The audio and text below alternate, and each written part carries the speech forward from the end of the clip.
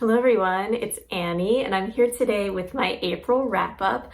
I read 6 books in April, so a little bit of a lighter month for me because I am super busy with my move. So I actually got a new setup. I have a ring light, so when I finally get into my new place, I'm going to have a very nice filming setup.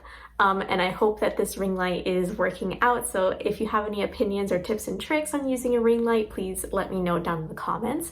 But without further ado, let me talk to you about my 6 books that I read in April. So this month I actually had a really good reading month.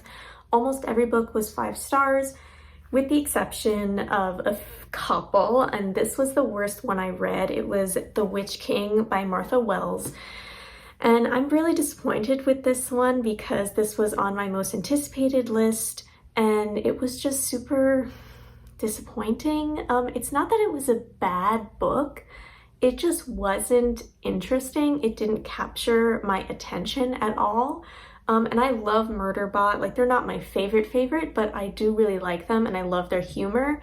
And while this book did have a little pockets of humor here and there, it just wasn't enough to keep me interested. It was just boring and I kind of wish I hadn't wasted my time and finished it. I wish I had DNF'd it, but I did get it from NetGalley, so I wanted to stick it out. But yeah, I just felt like I didn't care about any of the characters. The only character that I felt any sort of connection with was Kai, the main character, who's like this demon guy. The world building was interesting. It was like non-binary world building, which I appreciated, but I just felt really disconnected from the story. And I will say that the first thing that just completely turned me off from the book was that it started with a whole list of like 50 characters and names to know. And I just feel like that is really lazy writing, because it kind of puts it on the reader to, whenever a new name is said in the story, to flip back and look. And I was also listening to it on audio, so I couldn't do that. And like, the characters just weren't explained in the story, and I feel like that was kind of lazy, and I didn't like that. I felt like the reader was given homework to do, which I just don't like. I think that's not a good trend in fantasy books, so I was not happy right from the get-go. So I rated this book 2.5 stars. I think if you're a really big fan of fantasy and like demon things, you will like this, but just be prepared to take notes on characters. There were some cool elements though, like there was an interesting like fantastical whale creature that was really cool. So you win some, you lose some. The next book I rated 4 stars, which is Made of Stars by Jenna Voris. This is a YA sci-fi space opera, and in the description it says it is like inspired by Bonnie and Clyde, which I feel like is does it a little bit of a disservice. It's not really a heist story. It's more like just a traditional space opera, which is not bad. It's just, it gives interesting expectations that I'm not sure if it met totally. But I did like this. It was very creative. I just don't think it will stick with me super long. I mean, the writing was fine. This is a debut, so the writing was fine, and it's a YA novel. The story is that there are a lot of characters, first of all. There are 2 main storylines, okay? One of them is Shane and Ava. Shane and Ava are the Bonnie and Clyde characters, and I will say right off the bat, not a fan of their romance. It was creepy, big power imbalance between Shane and Ava, and I just feel like Shane was not a good guy. And like Ava seemed to know that as well, but she didn't care and she kept making excuses for him. And I feel like we were supposed to find that romantic, but it wasn't. It was creepy. So I really didn't like that, but it was kind of a small part of the book. Their romance wasn't super front and center. It's just that when it was weird and I skipped over those parts. But yeah, so it starts off with a really interesting scene of Ava breaking Shane out of prison, and then they go off and he's going to do their biggest job yet, which is to free their home planet from the reign of this colonial power, which brings us to the second timeline. So Cyrus and Lark are 2 soldiers for this colonial power, and they're fresh out of the academy, and then Cyrus learns that, hey, the people we're working for aren't good, which is a dynamic that I really love. Like, I love people who are so brainwashed and then they figure it out and they're like, oh my god. I think that's really cool, and I thought it was really well done in this story, and their timelines come together. Yeah, that's all I have to really say about it. It was enjoyable, it was action-packed, and it was a fun sci-fi adventure. It just wasn't a perfect book for me. Okay, so the last 4 books are all 5 stars. Like I said, very fantastic reading month for me. I think I'm going to start with The Tyrant Brew Cormorant. So this is the 3rd installment of the Trader Brew Cormorant series by Seth Dickinson, which is one of my favorite series of all time. And this book did not disappoint at all. So since it is the 3rd novel in the series, I'm not going to go too much into the plot, but I really love, and you can tell from the cover as well, that this has like a very seafaring feel to it. And Seth Dickinson does such a great job with this setting. Baru is on a lot of sailboats, and I don't know, it's just cool. There is a very interesting whale character, and I really like whales, so, and I'm trying to be vague here, I don't want to give any spoilers, but Baru, her descent into just mental anguish is just so heartbreaking, but also so cool to read. Seth Dickinson does such an amazing job at that. There's also a lot of lobotomies happening in this book, which is very interesting. I loved it, and I wish that Seth Dickinson would write the 4th one, please. I really need the last installment of this series, but I loved this. Safe to say it's another 5-star. All the books in this series have been 5 stars for me, but now I have no more of them to read. So I'm really hoping Seth Dickinson writes the 4th one soon. So the next book I read was actually a novella. It was super short, like 80 pages. It is The Lies of the Ajungo. And this was just, I read it on a whim, and it was so good. Like, it blew me away. Okay, I didn't expect it to be this good. Normally when I read novellas, like, I like them, but I just feel like there's something missing and it should have been longer. But this was really well contained in the very short amount of pages that it had. And I just think it was a really, really great story, very emotional, very moving. So they say there's no water in the City of Lies. They say there are no heroes in the City of Lies. They say there are no friends beyond the City of Lies. But would you believe what they say in the City of Lies? Very cool. In the City of Lies, they cut out your tongue when you turn 13 to appease the terrifying Ajungo Empire and make sure it continues to send water. Tutu will be 13 in 3 days, but his parched mother won't last that long. So Tutu goes to his Oba and makes sure that she promises to provide water for his mother in exchange for him traveling into the desert and bringing back water for the entire city. Thus begins his quest for the salvation of his mother, his city, and himself. So this is a really, really great example of world building. It's so good. These spoilers that I could give you are really mind-blowing, but I won't.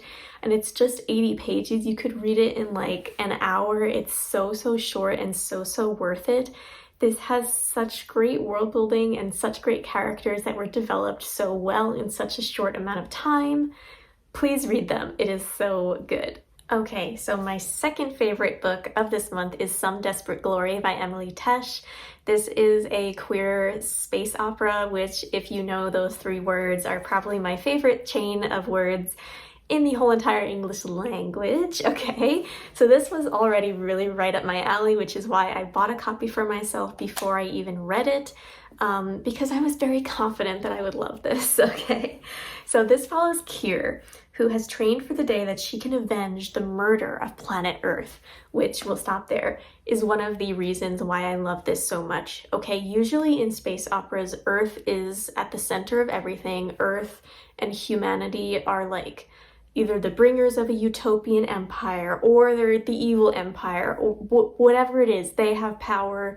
They are very, very central to the story. Their government is very central. However, in this story, when we start off, Earth is already gone. It's been totally wiped out, and humans are refugees throughout the whole galaxy, okay? And Kier and her people. They are part of the subset of humans that live on a station named Gaia Station, okay? And the people on this station are kind of very militant, okay? They're very focused on fighting, and they consider the war that humanity was fighting against these aliens called the Majota, who destroyed the Earth, to not be over yet. And they are convinced that they're going to beat the Majota and show them the power of humanity.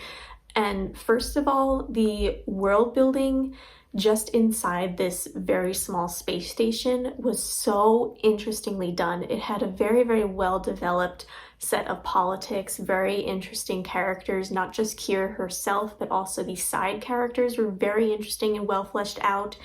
I just loved every bit of it. Of course, I don't agree with the politics because they're kind of like space fascists, but it was just very interesting to see how Emily Tesh could create this political system and have it make sense. Like, if this were a real scenario, it felt like very realistic, if you know what I mean. Like, obviously it's a fictional sci-fi story, but you know what I mean, okay? So Kier herself is one of the greatest warriors of her generation, okay? But on Gaia Station, you can't just do whatever you want. Okay, there are quotas to be met, and you have to fulfill whatever assignment the government gives you. You don't have a choice. And instead of becoming one of the, commanders or great soldiers for Gaia Station, Kier is sent to the nursery assignment to have babies, pop out babies, okay, for Gaia, and to make humanity's population bigger. She does not want to do this, okay? She's very, very upset, but she's very conflicted because she's been brainwashed her whole life in that she has to do what her commanders say because they know what's best for humanity, and her whole life's purpose is to serve the best for humanity, okay? And slowly throughout the story, she kind of resets this brainwashing, and she realizes what Gaia Station has been telling her is wrong, okay? And just magical things happen with her character development, okay? She reminds me very, very much of Adora from She-Ra, okay, who starts out as a soldier for, what are they called? I forget their name, but for these evil people, this evil empire, the Horde. And she slowly realizes that what she was taught was right was actually very, very wrong and very, very evil, okay? And she ends up making the right decisions and fighting for the right side later on. And Kier reminds me of Adora, not just because she looks like her, but very, very much. And I love She-Ra. So this was already a winner for me, okay? I don't want to go too much into spoiler territory, so I'll stop there. This is a queer space opera. My only gripe is that I wish it were a little bit more queer, but both Kier and her brother, who's a very big side character, are queer, and it's explicitly stated, which I really do appreciate. There's a really interesting twist as well in the 50% mark of this book, which you will not see coming. Don't look up any reviews because they'll spoil it for you, but I just wish that all novels could have some big unexpected twist like that, because it really shocked me and it was so good. The book was already good, but it just made the book even more amazing. And I'm not going to tell you what it is, okay? You just have to read it. So definitely go read this book. So now I want to talk about my favorite book of this month, which is also a novella. It is Feed Them Silence by Lee Mandello. Now, I was really surprised that I liked this book as much as I did, but it was weird, to be sure. It was a very strange story and not everyone's cup of tea, but it was definitely my cup of tea, okay? So Sean is the main character, and she is a top researcher, and her project is to basically get into the mind of wolves because she wants people to really feel their emotions and be able to understand why conservation of these wolves is so important. So she's working with the last wild wolf pack in North America. And while she's doing this, she's having marital problems with her wife. And I think their relationship was really realistically done. And even though I don't agree with every decision Sean or her wife made, I think it was just very realistic. And I really liked the open ending that this novella gave us as well. And this is another example of a novella that just hit where it was supposed to hit at the end. Like, this is very, very short, only 100 or so pages, but it didn't need to be any longer, certainly didn't need to be any shorter, and it just accomplished what it needed to accomplish in the amount of pages it was given, and I loved it, okay? The main character is just obsessed with her wolves, and she really, really goes deep. And her mind as the scientist is basically put into the mind of her test subject, the wolf. Now, I'm not good at science, so I can't really explain how she does this, but it's explained in the novella, and it's just really, really interesting. And she has such a connection with the wolf, and I just loved everything about the story. And again, I didn't really expect to, because it has some not so great reviews, but I really loved it, and I was very, very invested in these characters, especially the main character.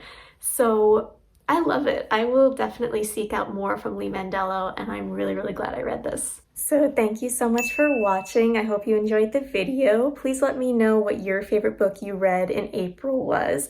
And if you read any of these books, I'd really like to know your opinions on them. All right, so thank you so much again. If you like this video, please like and subscribe to my channel for more bookish videos, and I'll see you next time. Bye!